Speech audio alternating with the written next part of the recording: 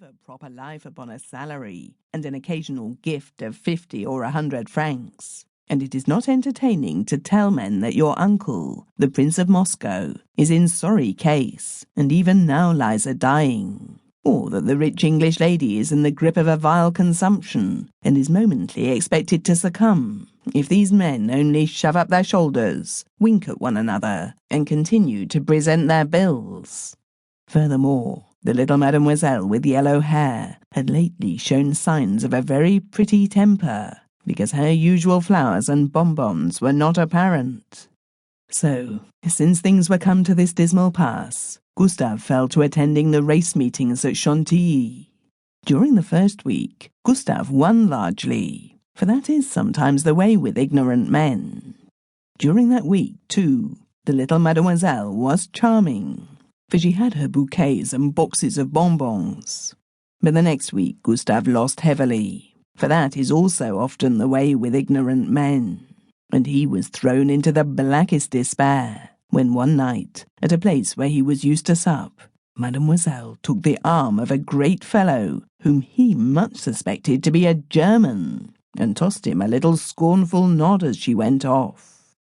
On the evening after this had happened, he was standing between 5 and 6 o'clock in the Place de la Madeleine, blowing on his fingers and trying to plan his next move, when he heard his name called by a familiar voice and turned to face his aunt's adviser, the priest. "Ah, Gustave, my friend, I've just been to see a colleague of mine here," cried the old man, pointing to the great church. "Are you going to your good aunt tonight?" he added, with a look at Gustave's neat dress. Gustave was in a flame that the priest should have detected him in his gay clothes, for he always made a point of appearing at Madame Jahn's, clad staidly in black. But he answered pleasantly enough, "No, my father, I'm afraid I can't tonight. You see, I'm a little behind with my office work, and I have to stay at home and catch up." "Well, well," said the priest with half a sigh, "I suppose young men will always be the same. I myself can only be with her till 9 o'clock tonight, because I must see a sick parishioner. But let me give you one bit of advice, my friend," he went on, taking hold of a button on Gustave's coat. "Don't neglect your aunt, for mark my words, one day everything of Madame Jahn's will be yours." And as the omnibus he was waiting for happened to swing by at that moment, he departed without another word. Gustave strolled along the Boulevard de Capucines in a study. Yes, it was certain that the house, and the shop with the 5 assistants, would one day be his, for the priest knew all his aunt's affairs. But how soon would they be his? Madame Jahn was now hardly 60. Her mother had lived to be 90. When she was 90, he would be... And meanwhile, what about the numerous bills? What, above all, about the little lady with yellow hair? He paused and struck his heel on the pavement with such force that 2 men passing nudged one another and smiled. Then he made certain purchases and set about wasting time till 9 o'clock.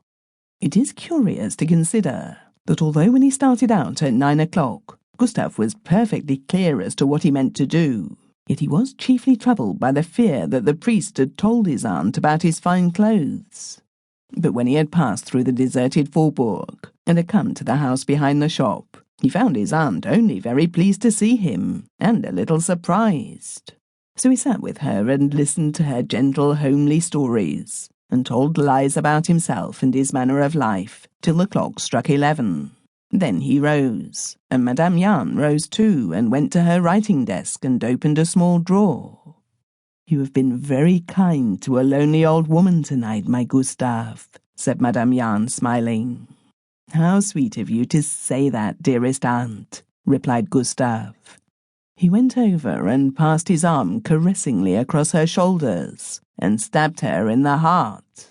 For a full 5 minutes after the murder, he stood still, as men often do in a great crisis, when they know that any movement means decisive action. Then he started, laid hold of his hat, and made for the door. But there the stinging knowledge of his crime came to him for the first time, and he turned back into the room.